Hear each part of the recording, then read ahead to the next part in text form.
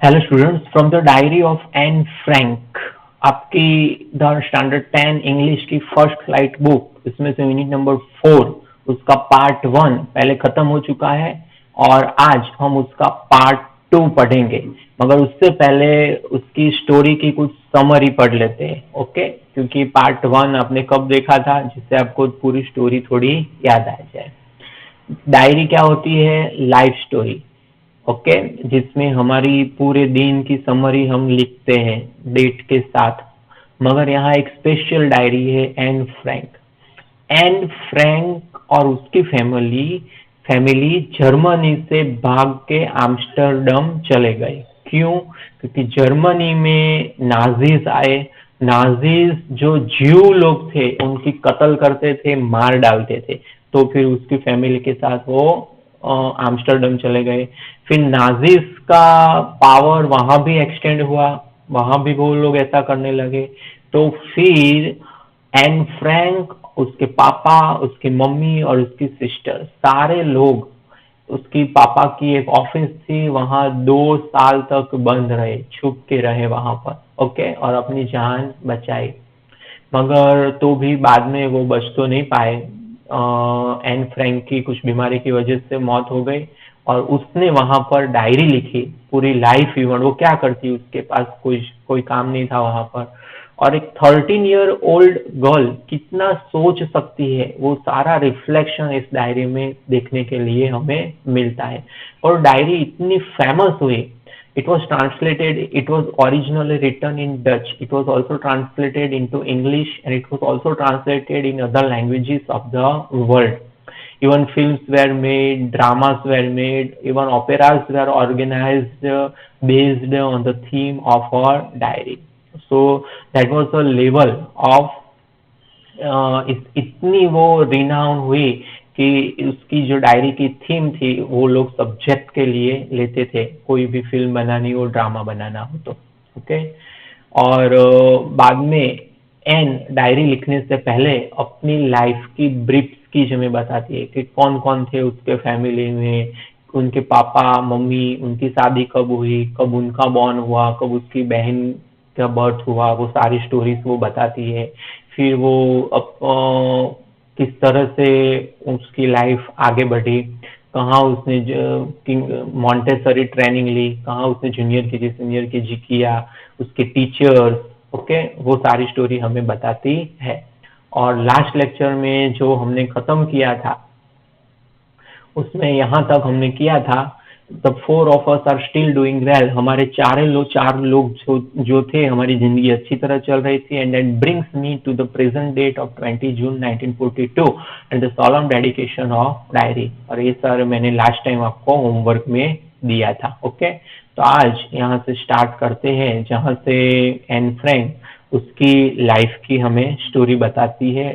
20 जून diary की date है, वहां पर उसने पूरी स्टोरी लिखी है। as we as we have already discussed that Anne Frank addresses his diary as her friend, as a dearest friend. क्यों? क्योंकि वो उसके साथ अपने दिल की सारी बातें वो शेयर करती है इस डायरी के साथ, ओके। इसलिए सैटरडे 20 जून 1942, डियरेस्ट किट्टी, वो लिखती है, our entire class is quaking in boots. Quaking in boots means यहाँ पर लिखा है shaking with fear and nervousness, okay, shaking with fear and nervousness.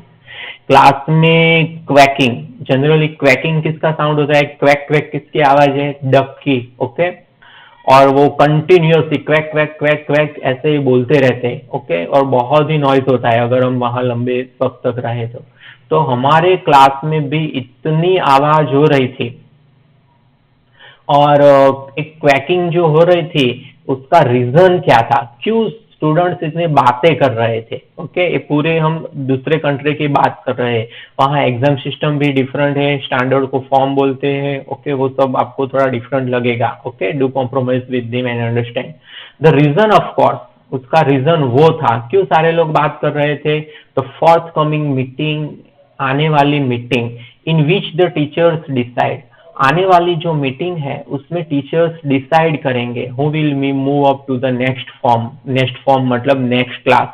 कौन नेक्स्ट क्लास में जाएगा, प्रमोशन किसे मिलेगा, कौन नेक्स्ट स्टैंडर्ड में जाएगा, and who will be kept back, कौन यहीं पर रहेगा, मतलब फेल वाली सिस्टम थी वहां पर, ओके, कौन इसी क्लास में रहेगा।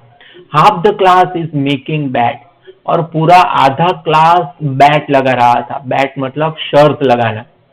GN and I laugh ourselves silly, G N शायद उसका कोई फ्रेंड का नाम है, G N and I laugh ourselves silly, हम, मैं और मेरी फ्रेंड जीएन थी, दोनों हंस रहे थे। किस बात पर हंस रहे थे?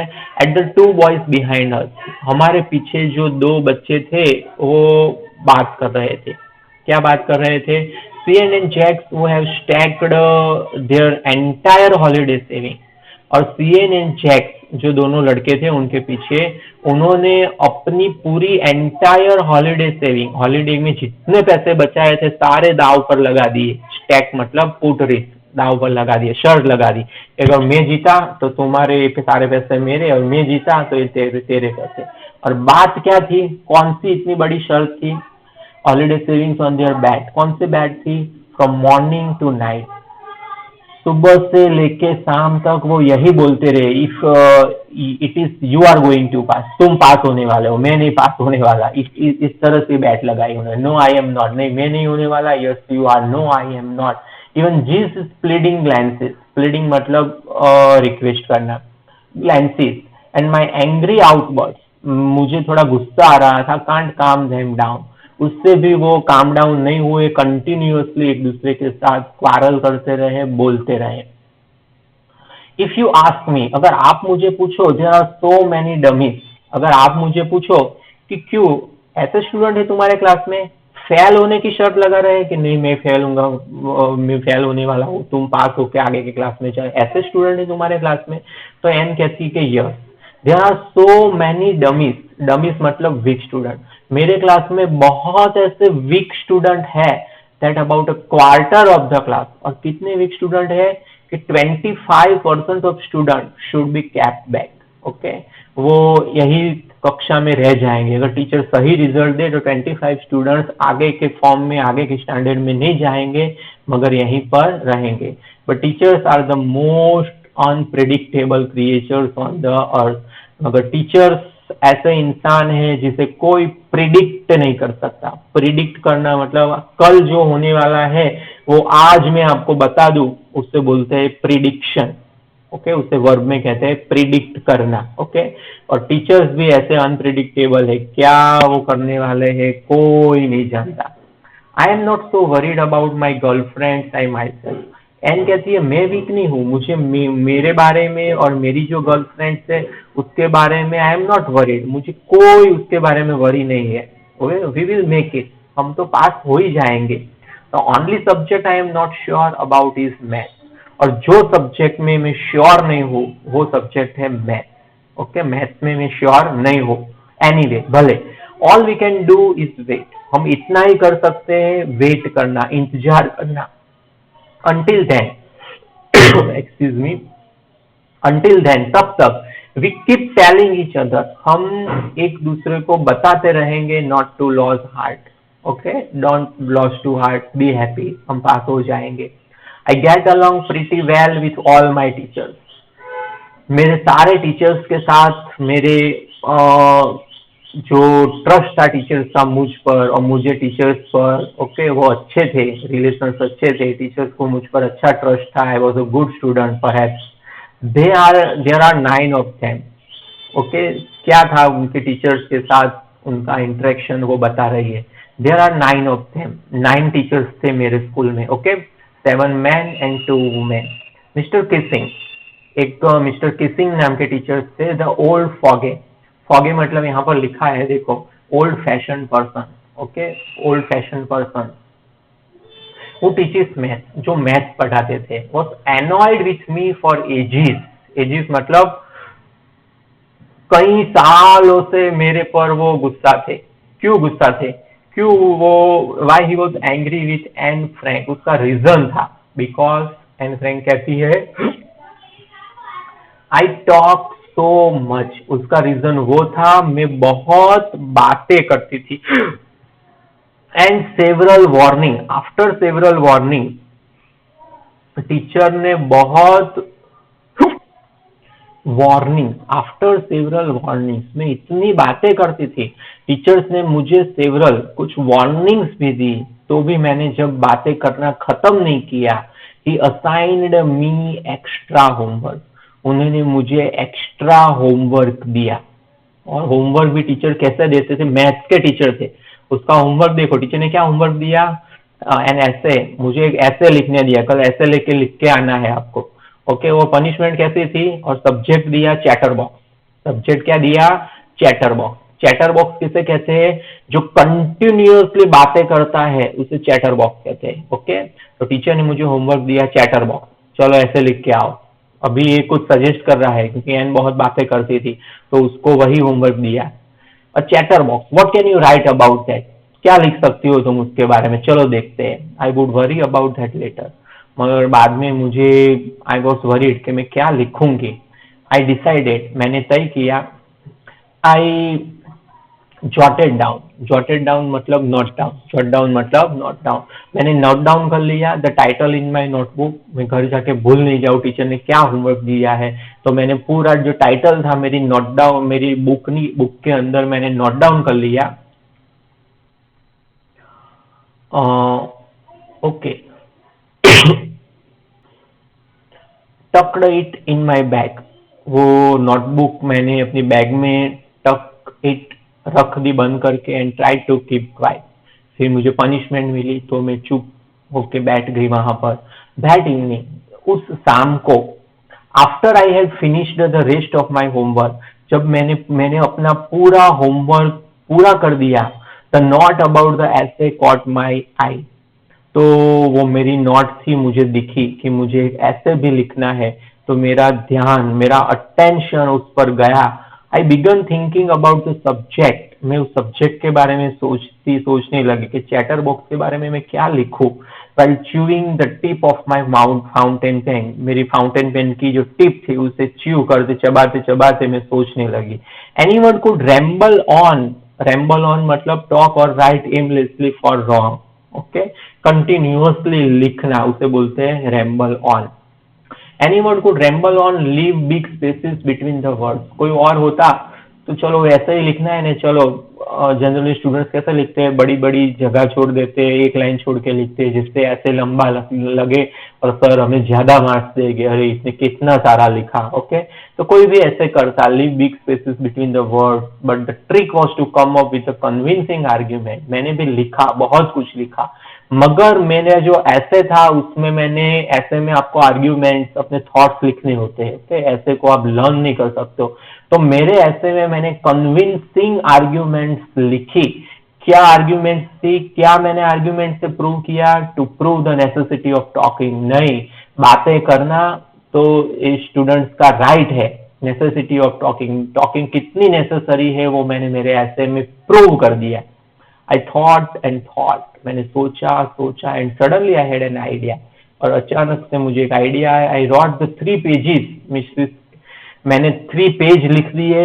Mister Keesing had assigned me, mister Keesing ने जो मुझे लिखने के लिए दिया था, एंड वॉज सेटिस्फाइड। और जब मैंने होमवर्क सबमिट करवाया, टीचर्स भी सेटिस्फाई हो गए कि अच्छा बेटा, अच्छा आपने गुड लिखा है कि चैटर बॉक्स क्या होता है। ओके, आई आर्ग्यूड दैट, तो मैंने जो पहली बार जो मैंने ऐसा लिखा था चैटर बॉक्स, उसमें मैंने क्या आर्ग्यूमेंट की, क्या मैंने लिखा, I argued that talking is student trait, कि टॉकिंग करना वो तो स्टूडेंट की ट्रेट है, कैरेक्टरिस्टिक्स है, बच्चे हैं तो बातें तो करेंगे, बोलते तो रहेंगे, and that I would do my best. और मैंने वो भी लिखा कि मैं भी बातें तो करूंगी, नहीं बंद कर दूंगी ऐसा नहीं, बातें तो करूंगी, but I would do my best, मैं बहुत अच्छी तरह से ट्राई करूंगी to keep it under control, मैं कंट्रोल रखूं अपनी बातें करने पर, उससे वो बताती है।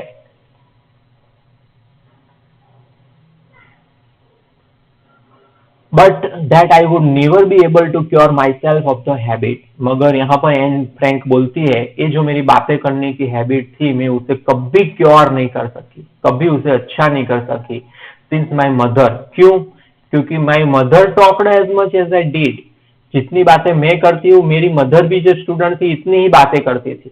Okay, so this are all called inherited traits, क्या बोलते हैं इसे, inherited traits, qualities that one gets from one parents, हमारे पेरेंट्स के हमारे अंदर जो क्वालिटीज आती है, ओके, तो उसे बोलते हैं इनहेरिटेड ट्रेड्स। और वो यही बताती है कि मेरी मदर भी बातें करती थी as I did, if not more, ज्यादा नहीं बताओ, and there is not much if you can do about inherited traits. जो इनहेरिटेड ट्रेड्स है वो आप में नेचुरली आती है, आप उसको दूर नहीं कर सकते, ओके, ट्रीट नहीं कर सकते।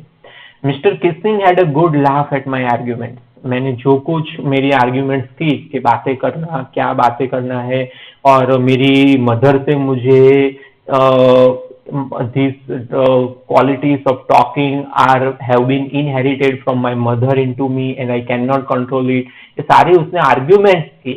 तो टीचर्स हंसने लगे, teacher had a good laugh at my argument, but when I proceeded to talk my way, मगर बाद में एक दो लेक्चर वो बंद रही, फिर से कंटिन्यू बातें करना उसका चालू हो गया। To talk my way through the next lesson, अगले लेसन तक जब मैंने बातें करना स्टार्ट किया, ये असाइन मी अ सेकंड ऐसे, तो उसने मुझे दूसरा ऐसे दे दिया लिखने के लिए, सर ने, ओके, मैथ्स के टीचर थे मगर ऐसे लिखने देते थे। क्या ऐसे दिया, this time it was supposed to be on incorrigible chatterbox, इस टाइम ऐसे का टाइटल था इनकॉरिजिबल चैटर बॉक्स, यहाँ पर लिखा है शायद incorrigible, something that can not be corrected. Chatter box आप जानते हो, बहुत बातें करने वाला, और इनकॉरिजिबल मतलब जिसका इलाज नहीं हो सकता, जिसे हम अच्छा नहीं कर सकते, बैड क्वालिटी वाला, ओके, उसे बोलते हैं इनकॉरिजिबल। तो ये तो उसका पूरा इंसल्ट था, पूरे क्लास में टीचर ने ऐसा टाइटल दिया, चलो ऐसे लिख के आओ, इनकॉरिजिबल चैटर बॉक्स, बातें करना बंद नहीं कर सकती ऐसी लड़की, ओके, ऐसा इंसान। आई हैंडेड इट इन, मैंने वो ले लिया, and Mr Keesing had nothing to complain about for 2 whole lesson.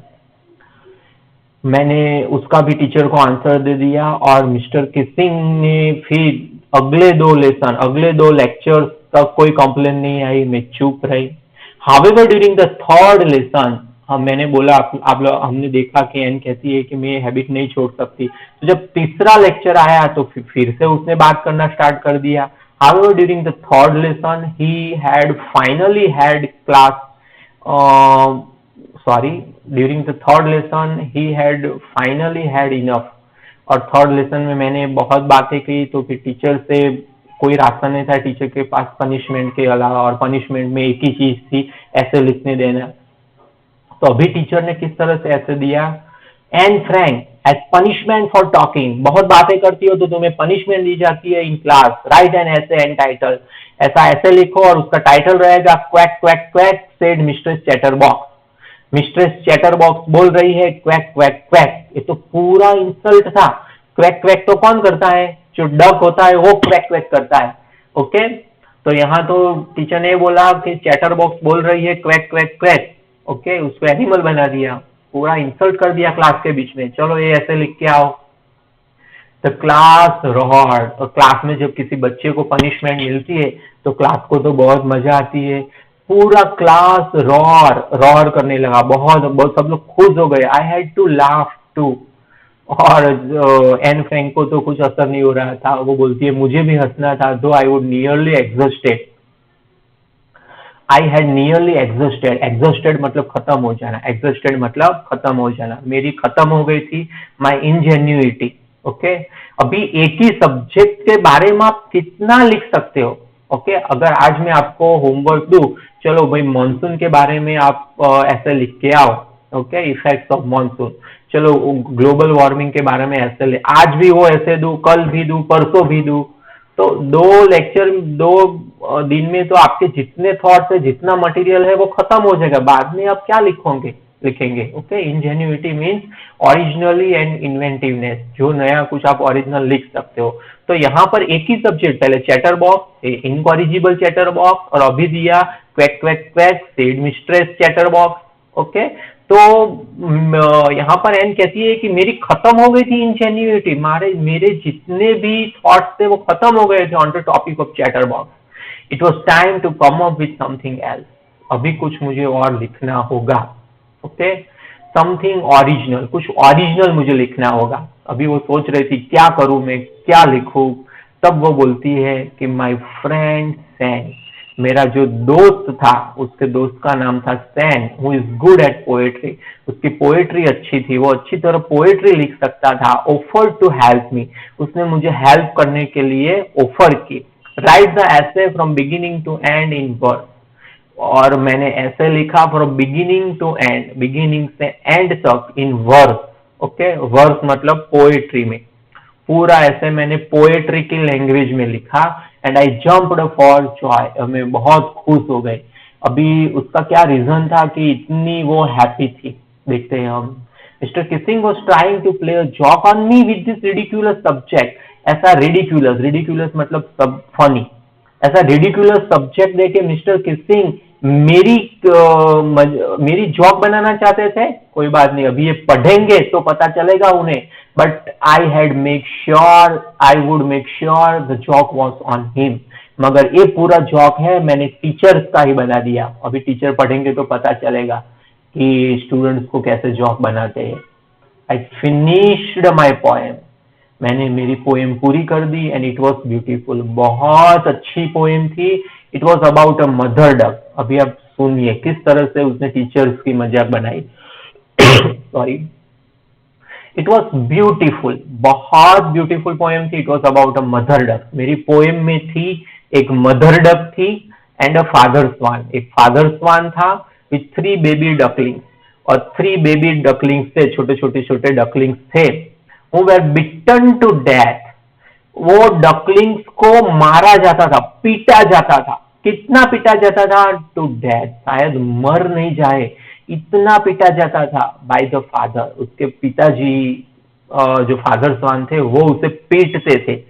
क्यों पीटते थे? बिकॉज दे क्वैक्ड टू मच, क्योंकि वो बहुत क्वैक क्वैक करते थे, तो उनके पिताजी उसे पीटते थे। खत्म हो गई स्टोरी। ओके, अभी अब क्या समझे इसमें? डकलिंग्स है तो क्वैक क्वैक तो करेंगे, थोड़े ऐसे करके बैठे रहेंगे। डकलिंग्स है तो क्वैक क्वैक तो करेंगे। ओके, तो फिर उसके फादर स्वान ने उन्हें जो पीटा टिल टू डेथ, मरने जाए उतना। कोई भी देखेगा, कोई भी सुनेगा, कोई भी पढ़ेगा तो तुरंत बोलेगा ये तो गलत है, फादर स्वान को पनिशमेंट होनी चाहिए। इतना क्रूअल पर्सन ऐसे डकलिंग को मारता है। डकलिंग तो क्वैक क्वैक तो करेंगे। तो यहाँ एन ने क्या प्रूव किया? एन ने प्रूव किया डकलिंग्स कौन है, वो खुद जो बातें करते हैं स्टूडेंट में वो सारे डकलिंग। और फादर स्वान कौन है? वो मैथ्स वाले टीचर जो उससे पनिशमेंट देते हैं। ओके, और एन को डर भी था कि टीचर को जब ऐसा लगेगा है तो मेरे पर मेरा जॉक बनाया, टीचर गुस्सा हो जाएंगे। मगर ऐसा नहीं हुआ। Okay, quacked too much. Luckily mister Keesing took the joke the right way. और लकीली जो मिस्टर किसिंग थे उन्होंने जॉक था उसे राइट वे लिया, पॉजिटिवली लिया। He read the poem to the class, उसने पॉजिटिवली लिया। टीचर अच्छे थे, उन्होंने ये जो पोएम थी पूरे क्लास को पढ़ के बताई, एडिंग हिज ओन कमेंट्स, अपनी खुद की कमेंट्स भी उन्होंने टीचर ने ऐड की उसमें। And to several other classes as well, और दूसरे क्लासेस में भी बताई। सिंस देन, तब से लेके I have been allowed to talk. तब टीचर समझ गए कि student should be allowed to talk in the class. Students को क्लास में बातें करनी चाहिए। ओके, मैं भी बोलता हूँ करनी चाहिए, मगर इस तरह से नहीं कि टीचर्स पढ़ा दे। आप इस स्टोरी में से शायद ये लेसन ये मत सीखना कि चलो अब भी हम भी बातें करेंगे, टीचर्स पढ़ाते हुए। ये इसका समरी नहीं है, इसका लेसन नहीं है that you have to learn from this lesson.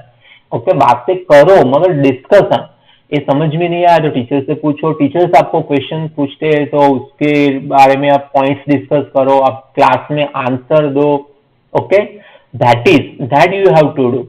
अगर आप टीचर्स पढ़ाते कुछ साइंस एक्सप्लेन कर रहे हैं, इंग्लिश एक्सप्लेन कर रहे हैं, ग्रामर एक्सप्लेन कर रहे हैं, मैथ्स के सम करा रहे हैं, कुछ स्टूडेंट को जैसे ही सर ऐसे घूमे लिखने के लिए बोर्ड पर और पीछे बैठ के बातें करना स्टार्ट कर देते हैं, that is very much wrong. इस तरह से नहीं करना है। ओके, तो एन कहती है since then I have been allowed to talk, तब से लेके आज तक मैं क्लास में बातें कर सकती हूँ, टीचर्स अलाउ करते हैं, and haven't been assigned any extra homework, और अभी तक मुझे कोई भी एक्स्ट्रा होमवर्क नहीं दिया गया है।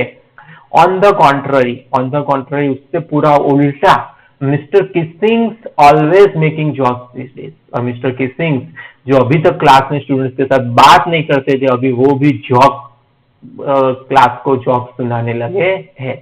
और जो किटी, उसकी जो डायरी, इनका नेम है, फ्रेंड है, उसे आज का दिन जो यहाँ से लिया गया है उसमें वो खत्म करती है और बोलती है yours Anne extracted from the diary of a young girl with slight adaptation, थोड़ा कुछ इसमें चेंज करा गया है।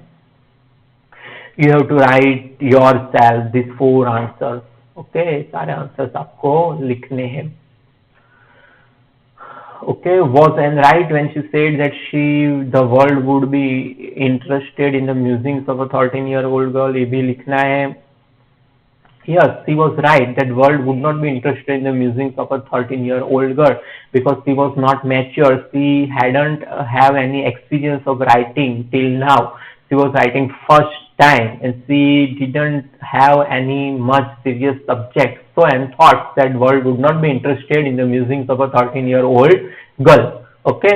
और अभी तो चलो इतना लिखते हो तो ओके, मगर एग्जाम में इसकी इंट्रोडक्शन भी लिखना कि from the diary of Anne क्या टाइटल था, sorry, from the diary of Anne Frank. Okay, you can say that from the diary of Anne Frank describes the thoughts of Anne Frank, the feelings of Anne Frank, what she thinks about how she spent days during their hidings in Amsterdam. Okay, इस तरह से थोड़ा 2-3 या 4 line का answer introduction लिखिए, बाद में answer लिखिए एग्जाम में, तभी आपको 2 मार्क्स मिल सकते हैं, और दूसरी बात कोई ग्रामर की गलती नहीं हो। Okay, otherwise not. और ये सारे आंसर 6 तक आपको लिखने हैं, 1 2 3 4 5 6। ओके ओके, तो आई होप आप लोगों को समझ में आ गया है पूरा लेसन, पूरी स्टोरी मैंने आपको समझाई है, और ऐसा कुछ नहीं था जो अभी को तो भी कोई प्रॉब्लम है तो पूछ लेना। Okay, you can ask. Okay, thank you, bye, see you.